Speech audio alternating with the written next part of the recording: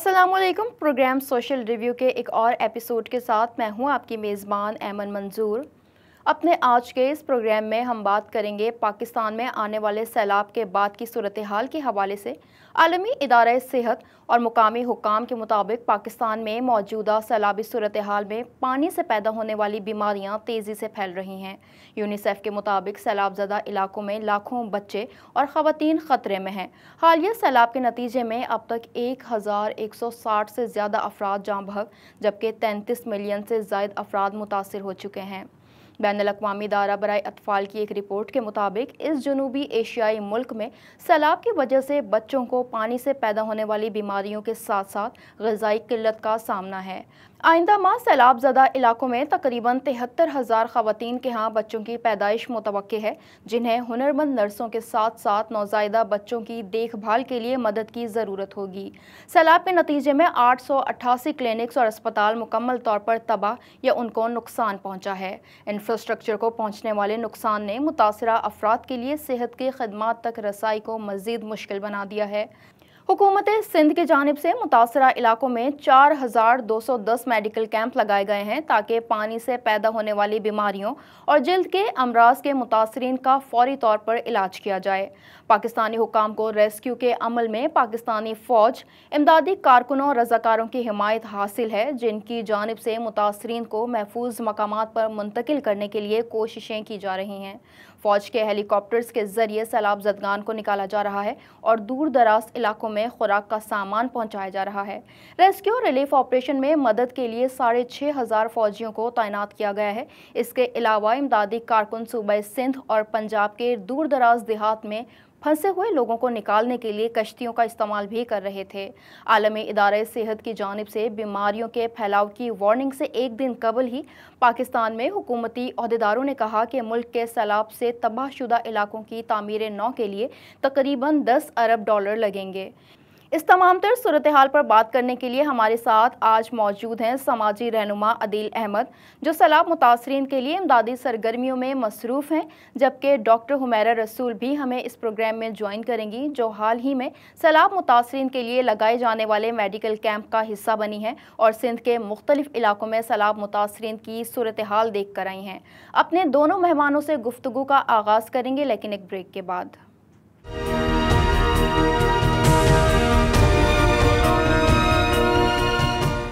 Welcome back नाजरीन। Programme social review में एक मरतबा फिर आपको खुशामदीद कहेंगे। डॉक्टर हुमैरा रसूल और अदील अहमद हमारे साथ मौजूद हैं। बहुत शुक्रिया आप दोनों मेहमानों का हमें ज्वाइन करने के लिए। डॉक्टर हुमैरा, आपसे सबसे पहले ये जानना चाहेंगे कि आप विज़िट करके आ रही हैं उन एरियाज़ में जहाँ सैलाब आया है, वहाँ क्या सूरत हाल है, क्या इक़दामात देखे आपने मुतासरीन के लिए? देखिए, सबसे पहले तो ये बहुत ही अफ़सोसनाक सिचुएशन है, जो मैं अपनी खुद आँखों से देख रही हूँ। वहाँ पर जो हर जगह अफ़रा-तफ़री फैली हुई है, उसकी जो मेन वजह है, मुझे 3 कॉज़ेज़ नज़र आई हैं। एक तो सरफ़ेस वाटर, जब पानी का आपके पास इतनी ज़्यादा बहाव आता है और उसका कोई ड्रेनेज सिस्टम नहीं होता, तो कोलैप्स कर जाती हैं वो चीज़ें। और ये मैं अपनी खुद आँखों से देख कर आई हूँ कि वहाँ पे ड्रेनेज का कोई प्रॉपर सिस्टम नहीं है। ऊपर से फ्लड जो एक्स्ट्रा पानी आ रहा है दरिया से और नदी से, नालों से, वो उनके लिए एक डबल चीज़ हो गई। और थर्ड जो फैक्टर नज़र आया है, वो है रेन वाटर। जितने मैंने पेशेंट्स देखे हैं, तकरीबन हमारे पास 900 पेशेंट्स आए हैं 2 दिन में, और जो fungal infection, skin infection, bacterial infection से भरे हुए। इट वाज़ लिटरली बहुत ही डिसहार्ट किस्म की मतलब सिचुएशन थी। और मतलब जितनी आप कोशिशें करें, मुझे लग रहा है कि वो आपको वक़्तन-फ़वक़्तन करती रहनी चाहिए, क्योंकि उनको अगर हम लोग मेडिकल दे रहे हैं, तो एक दफ़ा की ट्रीटमेंट से कुछ नहीं होगा। खाना प्रोवाइड करें, तब भी एक दफ़ा की देने से कुछ नहीं होगा। उनको तो बहुत सारी चीज़ें परमानेंट बेसिस पे, सबसे पहले तो शेल्टर नहीं है उनके पास, खाना नहीं है उनके पास। एक दिन से तो कुछ भी नहीं कर सकेंगे वो। इवन उनके जो जानवर वहाँ पे बंधे हुए थे, उन तक को वायरसेस थे, उन तक थे, कुछ तो मर भी गए थे। यानी ये सिचुएशन मैं खुद देख कर के आई हूँ। अदील, आप बताइए, सैलाब मुतासरीन के लिए बड़े पैमाने पर इमदादी कार्रवाइयों का सिलसिला जारी है, लेकिन फिर भी बहुत सी ऐसी रिपोर्ट सामने आ रही हैं जिनमें मुतासरीन तक इमदाद ना पहुंचने की शिकायत हैं। ऐसा क्यों हो रहा है? देखिए, आपका जो सवाल है कि अब तक बहुत सी जगहों पे बहुत से लोग काम कर रहे हैं और अब तक ये फ्लड के इफेक्टेड लोगों को सामान क्यों नहीं पहुंचा। देखिए, एक बात याद रखिएगा, 1/3 ऑफ पाकिस्तान इस वक्त इस डिज़ास्टर में इन्वॉल्व है और हमारे यहाँ अनफॉर्चुनेटली जो है ना, सिस्टम ऐसे नहीं है कि जिसको हम एक अंडर द वन अम्ब्रेला काम कर सकें। मतलब मैं अब जब अभी कुछ दिनों पहले हम कहीं से आ रहे थे, तो एक साहब ने कहने लगे, यार ये जो हर कुछ मीटर के बाद एक एक कैंप लगा हुआ है, फलानी जैसी तंजीम का लगा हुआ है, कुछ और तंजीमों का लगा हुआ है, क्यों ना अच्छा होता है कि ये सारे एक प्लेटफॉर्म पे काम करते, एक साथ मिलकर काम करते, तो शायद अच्छी तरह से विक्टिम्स तक सामान पहुंच सकता। तो यही हुआ है इसमें, क्योंकि हमारे पास दो दो फैक्टर्स हैं जो मैंने देखा इस वक्त, जो मेरे एक्सपीरियंस में आया, क्योंकि हम भी गए। एक तो ये है कि आपका जो कुछ बहुत बड़ा तबका जो है वो रोड्स पे आके बैठ गया। अगर आप हैदराबाद को क्रॉस करते हैं, मीरपुर खास दो जो हमारी जगह हैं मदीन की तरफ या यहाँ पे, तो वहाँ पे वो लोग रोडों पर बैठे हुए हैं, और रोडों पर बैठने की वजह से उसमें वो लूट मार भी चल रही है। अच्छा, जो हमारा नॉर्मल आदमी बेचारा, क्योंकि अल्हम्दुलिल्लाह हमारे यहाँ कराची से हर दूसरा आदमी इन्वॉल्व है इसमें अल्हम्दुलिल्लाह। जिस तरह पहले भी ज़लज़ला आया था कश्मीर का, उस वक्त भी अल्हम्दुलिल्लाह हमें अपॉर्चुनिटी मिली थी कुछ काम करने की। उस वक्त भी देखा गया कि काफ़ी लोग, बहुत बढ़ चढ़ के लोगों ने हिस्सा लिया था। लेकिन जो बेचारे जा रहे हैं उनका एक्सेस अंदर तक तो नहीं, वो जो रोड्स पे लोग बैठे हैं उनको आ जाके वो चीज़ें डिलीवर कर रहे हैं, जिसकी वजह से जो बैक एंड पे इफ़ेक्टेड लोग हैं, जो बैक साइड पे जो बहुत से गांव जहाँ पे एक्सेस नहीं है, वहाँ तक सामान नहीं पहुँचा। एक चीज़।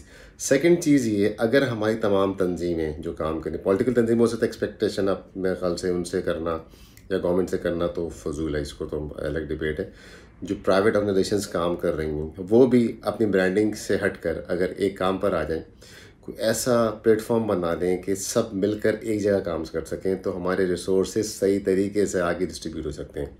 हमने क्या किया कि हमने जिस तरह हमने थाना बुल्ला खान जो कि दूर नहीं कराची से 1.5 घंटे की ड्राइव है, उसके अंदर 2-2.5 घंटे की ड्राइव अंदर मोल एक जगह थी, हम वहाँ गए थे। कुछ रेफरेंसेस थे हमारे पास, हमने वहाँ पे 70 फैमिलीज़ का या 100 फैमिलीज़ की बाकायदा लिस्टिंग की थी। अगर हम बाकायदा लिस्टिंग करके लोकल्स को साथ मिलाकर और ख़ुद जाए काम करें, तो इंशाल्लाह मेरा ख्याल है कि सही सामान सही जगह तक पहुँच सकता है। डॉक्टर साहिबा, जिस तरह अदील ने अभी बताया, तो इस सिलसिले में आपने क्या हालात देखे हैं कि लोगों की तरफ से जो इमदाद भेजी जा रही है, क्या वो वहाँ पर पहुँच रही है या नहीं? अगर नहीं पहुँच रही तो क्या वजूहात हैं? अच्छा, ये देखिए, मैं आपको अपना जो पर्सनल एक्सपीरियंस शेयर करूँ इसमें, कि माशाल्लाह से कराची से इस कदर लोग एक्टिवेट हो रहे हैं, इतने लोगों ने हेल्प करना शुरू किया है। हमारे सामने 3-4 ट्रक्स तो हमारे सामने गए, जो हमें हमारे साथ रूट उनका सेम था, नवाबशाह की तरफ, और मतलब वक़्तन-फ़वक़्तन आ ही जा रही हैं चीज़ें। हाँ, वहाँ के लोकल्स से मैंने जब पूछा कि आप लोगों के जो इंतज़ामिया है, जो यहाँ के लोकल्स हैं, उन्होंने आपके लिए क्या कहा, तो वो बड़े डिसअपॉइंट थे, और उन्होंने कहा था कि अभी तक ऐसी कोई मतलब वो नहीं है, जो बाहर कराची वाले आ रहे हैं, बहरहाल बाहर से लोग आ रहे हैं, वो हमें ज़्यादा फैसिलिटेट कर रहे हैं। और फैसिलिटेट किस तरीके से कर रहे हैं? हाँ, ये है कि वहाँ पे जो लोकल हैं, अफोर्डिंग पीपल, उन्होंने खाने का अरेंजमेंट किया था, इसमें कोई शक नहीं कि उनको खाना प्रोवाइड कर रहे थे। लेकिन चूँकि लोग बहुत ज़्यादा तादाद में हैं, हर 5 मिनट के बाद आपको खैमा बस्तियों की लाइन नज़र आएगी, जो बिल्कुल फुटपाथ पे और रोड्स के ऊपर बनी हुई है। उनमें बच्चे, बूढ़े सब बैठे हुए हैं। तो उनके जो डिस्ट्रीब्यूशन का तरीक़ेकार ये होता है कि अगर आप अपना ट्रक लेकर जा रहे हो या सामान लेकर जा रहे हो, तो वहाँ पे आप रुक-रुक के उनको डिस्ट्रीब्यूट कर रहे हो। फिर आप 5 मिनट्स के बाद दोबारा ड्राइव करते हो। देन अगेन सिचुएशन है, वही खैमा बस्तियाँ दोबारा शुरू हो रही हैं। फिर आप दोबारा 5 मिनट्स के पास जाते हो, फिर ये शुरू होता है। मतलब सिचुएशन ऐसी है कि इसको मैनेज बहुत मुश्किल है। ऐसा नहीं कि इम्पॉसिबल है, बट बहुत मुश्किल है। इतने अच्छे हालात नहीं है। जो हमने देखा वहाँ पे पानी के, फूड के, बीमारियों के हालात अच्छे नहीं हैं। और डिस्ट्रीब्यूशन का सबसे ज़्यादा अच्छा तरीका था कि अगर लाइन बना दी जाती। लेकिन वो भी लोग बेबस हैं, क्योंकि इतनी भूख अफलास, उनके बीमार, जब वो देखते हैं कि चीज़ें आ रही हैं तो उनसे भी कंट्रोल नहीं हो रहा। वो भी इतने ज़्यादा मतलब अचानक से आ जाते हैं कि उनको मतलब कह ही नहीं सकते कि आप लाइनें बनाएँ और तरीके से आएँ, उसकी तो नौबत ही नहीं आ रही होती। वो जो आ रहा है, फिर उनको बस देना स्टार्ट करते हैं। ये तरीक़ेकार हमने देखा वहाँ। डॉक्टर साहिबा, ये बताइए, मुतासरा इलाकों में लोग सैलाब की वजह से किस तरह की बीमारियों में मुब्तला हो रहे हैं? जैसा आपने कहा कि स्किन डिजीज़ में लोग मुब्तला हो रहे हैं, क्या रेकमेंड करेंगी कि वहाँ किन डॉक्टर्स को जाना चाहिए? किस तरह की बीमारियाँ ज़्यादा फैली हुई हैं? सबसे ज़्यादा तो मैं कहती हूँ डर्मेटोलॉजिस्ट को वहाँ पे जाना चाहिए, और जनरल फिजिशियन, बिकॉज़ वहाँ पे मच्छर, जब पानी रुका हुआ है तो वहाँ पे मच्छर भी होंगे, मॉस्किटोज़ भी होंगे, तो उनको डेंगू, मलेरिया का बड़ा प्रॉब्लम है। इसके अलावा डर्मेटोलॉजिस्ट इसलिए क्योंकि वहाँ पे फंगल इन्फेक्शन हर औरत को, मैं तकरीबन 200 एक दिन में देखी है ख़वातीन, नेक्स्ट डे दोबारा 200-300 की ख़वातीन थी। और इवन हमने टोटल जो हमारा मेडिकल कैंप था 2500 हमने 2 दिन में देख लिए पेशेंट्स, मर्द और औरतें मिला के। उनमें सबको मतलब 90% फंगल इन्फेक्शन था स्किन का, शायद वो पानी उनके पास अवेलेबल नहीं है नहाने के लिए, जो है वो इस काबिल नहीं है, और बैक्टीरियल इन्फेक्शन था, स्केबीज थी, मतलब स्किन की बहुत एक्जिमा था, और ये बहुत सिवियर किस्म के उनको इन्फेक्शन नजर आए, सिर्फ चेहरे पे नहीं पूरा उनका जिस्म भरा हुआ था इन्फेक्शन से, बच्चे भी सफर कर रहे थे। तो अगर कोई डर्मेटोलॉजिस्ट जाए वहाँ पे या जनरल फिजिशियन जाए तो उनकी बहुत सख्त जरूरत है, और अगर कोई डोनेट भी करना चाहे तो उनको मच्छरों वाले जो नेट होते हैं, मॉस्फेल होता है, और खुश्क राशन जैसे बिस्किट, जूस के डब्बे, क्योंकि पकाने का तो सिलसिला वहाँ पे नजर ही नहीं आ रहा था, पकाएंगे क्या करेंगे, लकड़ियां तो पूरी पानी से भरी हुई हैं, पूरे गंदम की फसलें पानी से भरी हुई हैं, वो क्या करेंगे? तो उनको रेडीमेड फूड जो फौरन वो यूज कर सकते हैं, इन सब चीजों की जरूरत है। अपने दोनों मेहमानों से कुछ मजीद बात भी करेंगे, लेकिन एक ब्रेक के बाद।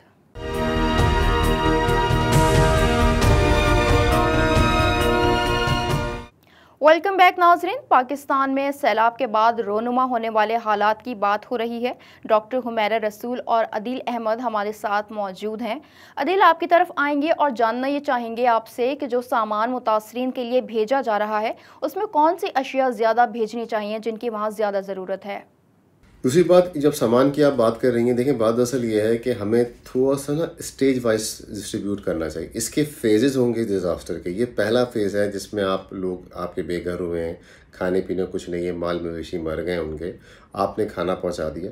लेकिन जो सबसे बेहतर, जो मेरा कंसर्न है वो ये है कि अगले 15, 20, 30 डेज़ के बाद, 1 मंथ के बाद अंदर अभी जो पानी हमारा जो वहाँ पे खड़ा होगा उससे जो जर्म्स उठेंगे, स्पेशली जो वहाँ पे मलेरिया, डेंगू, आपका यूटीआई, आरटीआई और ये जो तरह के इन्फेक्शंस उठेंगे, उनको प्रिवेंट भी करना बहुत ज़रूरी है। तो हमें करना क्या चाहिए कि हमें जो ना इसको हम जो ना इस वक्त सब जो है एक ही तरफ भाग रहे हैं। बेहतर ये है कि जो मैंने पहले बात की कि अगर हमारे पास कोई ऐसी मैनेजमेंट प्रोग्राम होता कि वो हमें बताते कि जी इस वक्त जो है ना इतने % लोगों के लिए खाने की ज़रूरत है, ठीक है। सेकंड स्टेज ये है, अब आपको यहाँ पे मेडिकल कैंप्स करने चाहिए जो कि बहुत ज़रूरी है।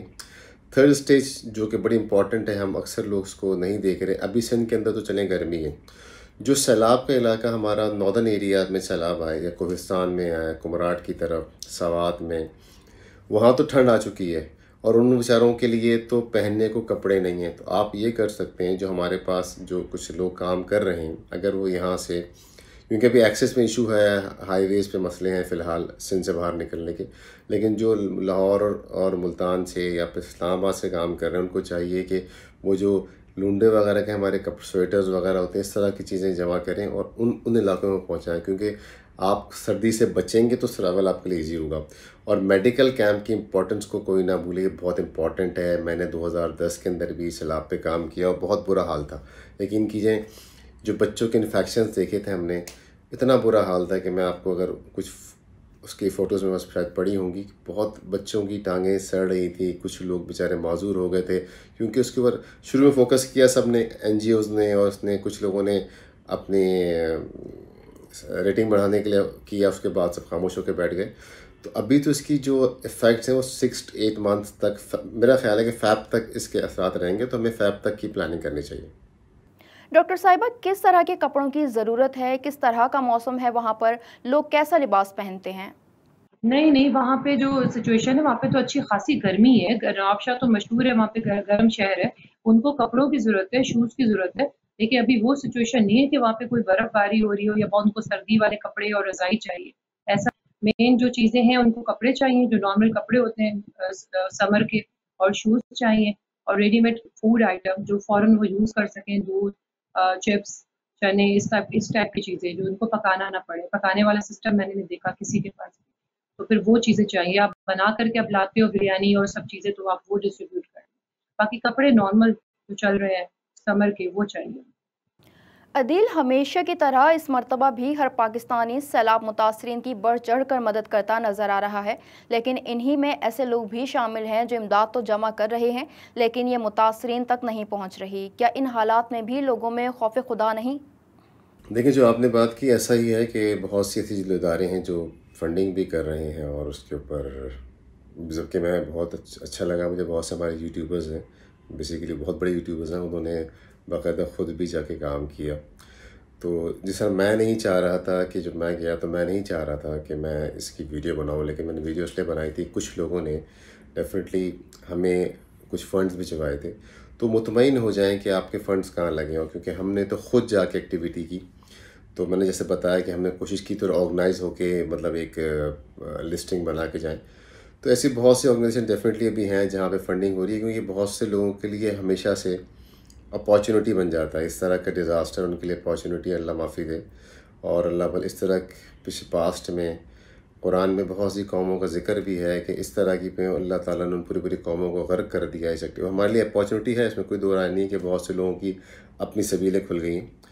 तो बेहतर ये है कि आप कुछ भी करें, अगर ख़ुद कर सकते हैं तो बहुत ही अच्छा है, फिर थोड़ी रिसर्च कर लें। आजकल ये हुआ है, स्पेशली जो लोग हमारे पाकिस्तान से बाहर, जो मेरी फैमिली के जो बच्चे हैं, बहुत ईजी है, आपने ऐप के ऊपर किसी भी को देखा और आपने वहीं से पैसे ट्रांसफ़र कर दिए। मैं इसके थोड़े अगेंस्ट हूँ, मैं कहता हूँ थोड़ी रिसर्च कर लें, थोड़ी सी हिम्मत कर लें, थोड़ी तकलीफ़ कर लें, और ख़ुद अगर कर सकते हैं ठीक है, नहीं कर सकते तो कुछ अच्छी स्पेसिफिक या बहुत ऑथेंटिक लोगों को दें।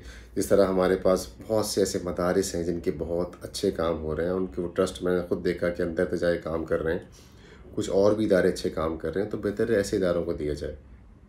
डॉक्टर साहिबा, एक बहुत बड़ा मसला वहाँ पर ख़वातीन के हवाले से है कि बहुत सी ख़वातीन ऐसी सामने आई हैं जिनके यहाँ बहुत जल्द विलादत मुतवक्के है। इस सिलसिले में वहाँ हॉस्पिटल्स की क्या सिचुएशन है? डिस्ट्रिक्ट लेवल पे ना वहाँ पे हॉस्पिटल्स हैं हर डिस्ट्रिक्ट में, जैसे नवाबशाह, नौशहरा, वहाँ पे गवर्नमेंट हॉस्पिटल्स हैं और वहाँ पे फैसिलिटीज़ है। कोई अगर प्रेग्नेंट है तो वहाँ पे उसकी वैक्सीनेशन भी हो रही है, गवर्नमेंट भी जो प्लान कर रहे हैं वो भी मौजूद है, डॉक्टर्स भी हैं। क्योंकि हमारे पास जब पेशेंट आ रहे थे उसमें प्रेग्नेंट लेडीज़ भी थी, तो मैंने उनसे पूछा था आपकी डिलीवरी कहाँ पे है, आपने कहीं रजिस्टर करवाया है? तो उन्होंने यही बताया था गवर्नमेंट हॉस्पिटल है नवाबशाह का, तो वहाँ पे मेरी डिलीवरी है। तो वो सारी चीज़ें मैनेज हो रही हैं। अदील, जो लोग मुतासरा इलाकों से हिजरत करके शहरों की तरफ आ गए हैं और रिलीफ कैंप्स में रिहाइश इख्तियार किए हुए हैं, वो अब वापस जाने को तैयार नहीं। अगर हालात मामूल पर आ जाते हैं तो क्या उन्हें वापसी इख्तियार नहीं करनी चाहिए? आप इस बारे में क्या कहते हैं?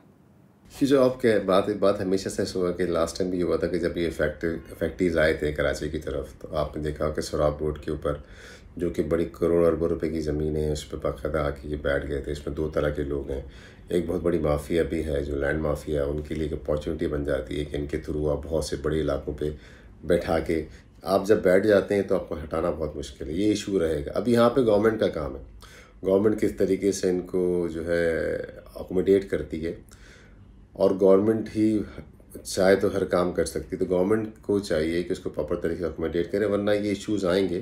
क्योंकि सब लोग आएंगे यहाँ पे, दो मसले होते हैं।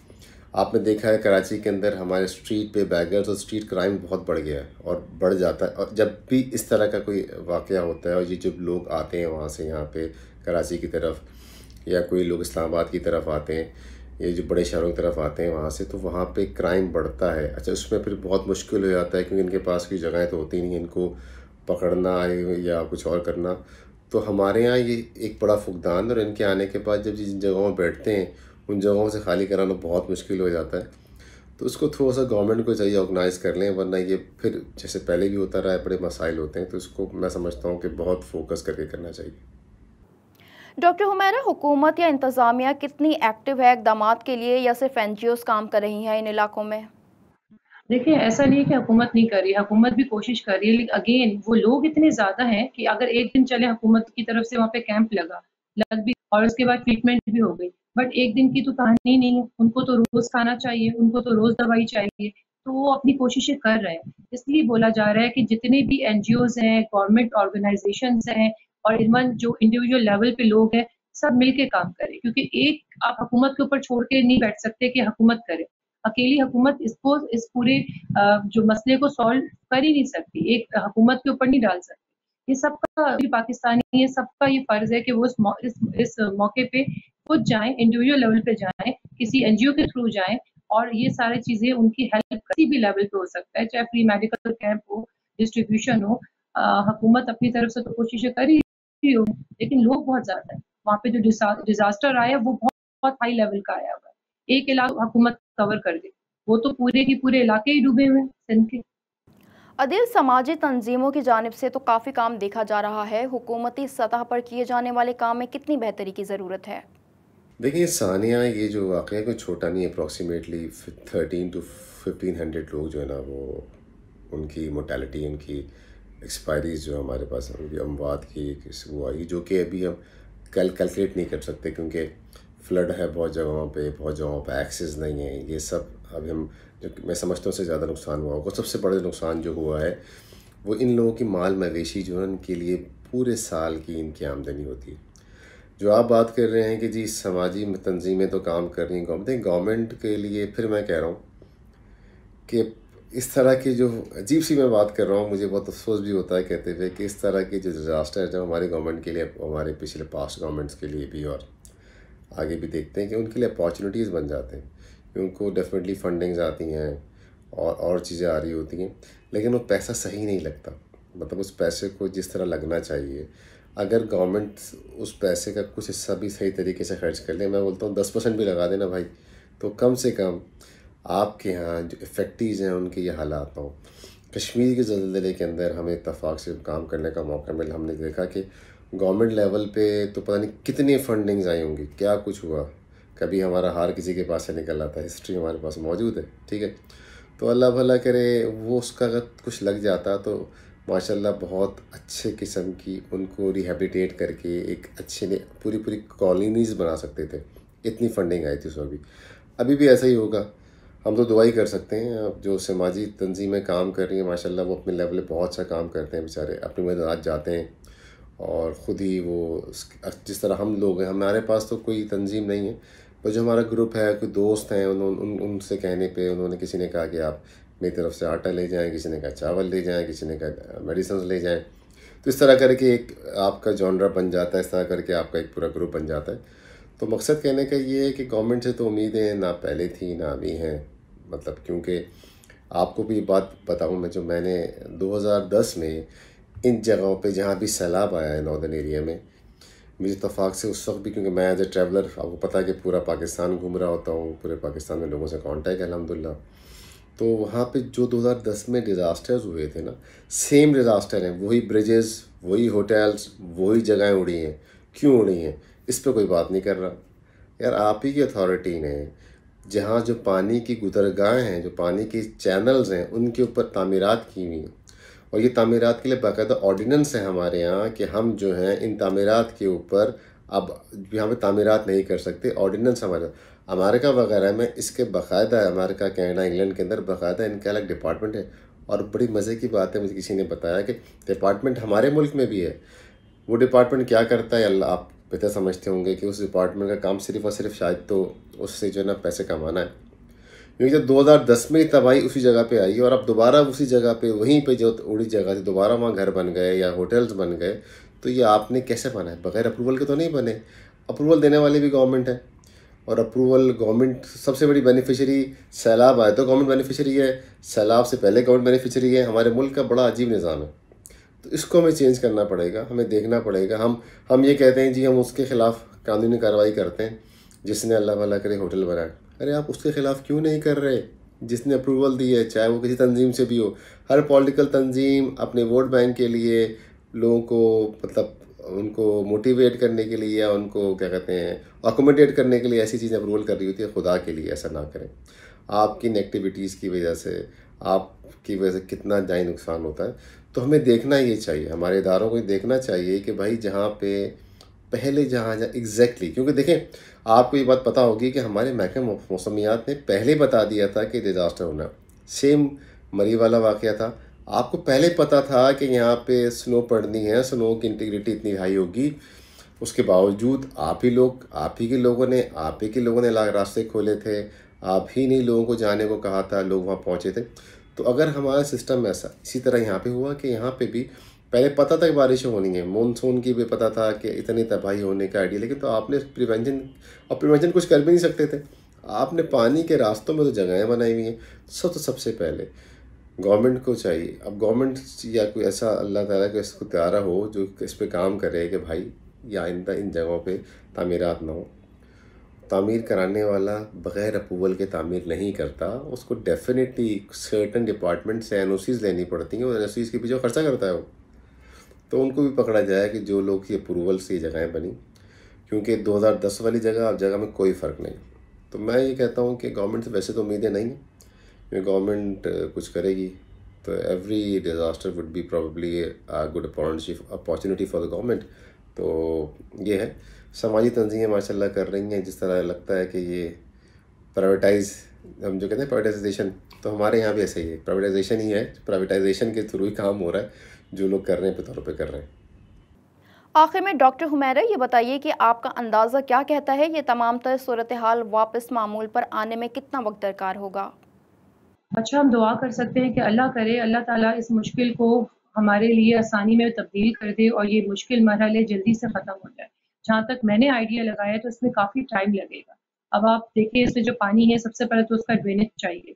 ड्रेनेज के बाद जो फूड के जो क्रॉप्स की फसलें ख़राब हुई हैं, वो दोबारा आने में भी महीनों लग जाएँगे। अब 1-2 महीने की बात नहीं है, ये अभी प्रोसेस चलेगा। इसमें जो खतरनाक बात ये है कि एनर्जी क्राइसिस, फूड क्राइसिस ये नज़र आ रहा है। सामने हर चीज़ क्लियर नज़र, वो चीज़ें अब शॉर्ट हो जाएँगी। तो इसके लिए तो बहुत सब्र आज़मा एक समझिए एक स्ट्रगल स्टार्ट होने वाली है और इसमें काफ़ी टाइम लगेगा। आई थिंक ईयर्स भी लग सकते हैं। बहुत शुक्रिया आप दोनों मेहमानों का हमें प्रोग्राम में वक्त देने के लिए। सैलाब के बाद अभी हालात मामूल पर आने में तवील वक्त दरकार है, लेकिन आने वाले महीनों में मज़ीद बारिश की तवक्को भी है, जिससे सैलाब मुतासरीन के हालात मज़ीद ख़राब हो जाएंगे और मज़ीद बारिशें लाखों सैलाब मुतासरीन की मुश्किलात बढ़ा देंगी। बारिशों और सैलाब से बेघर अफराद की तादाद भी बढ़ जाएगी, जबकि अब तक सैलाब से पाकिस्तान में 3 करोड़ 30 लाख से ज़्यादा अफराद बेघर हो चुके हैं। ज़रूरत इस अमर की है कि ज़्यादा से ज़्यादा इमदादी सरगर्मियाँ बढ़ाई जाएँ, ताकि आने वाले दिनों में हालात इतने भयानक ना हों जैसे मंजर कशी की जा रही है। आज के प्रोग्राम के लिए फ़िलहाल इतना ही। अगले हफ्ते एक और मौजू के साथ हाजिर होंगे। इजाज़त दीजिए। अल्लाह हाफ़िज़।